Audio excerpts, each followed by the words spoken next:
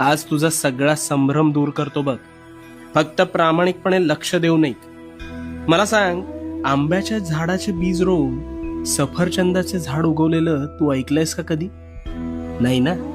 मग स्वतःच्या डोक्यात नकारात्मक विचारांचे बीज रोवून सकारात्मक गोष्टी घडतील हा विचार योग्य असू शकेल का रे? कदापि नाही.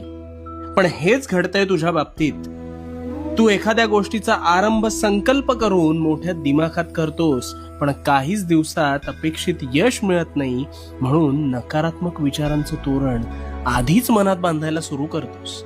आणि मग गोष्टी मनासारख्या होत नाहीत, म्हणून कायम रडत बसतोस.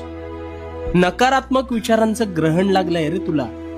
तुझ्या विचारांच्या संभ्रमात तुझ्यावर नकारात्मक विचार हळूहळू तुझ्या नकळत आरूढ होऊन जातात. आणि मग तू सुद्धा या विचारांना जागा देऊन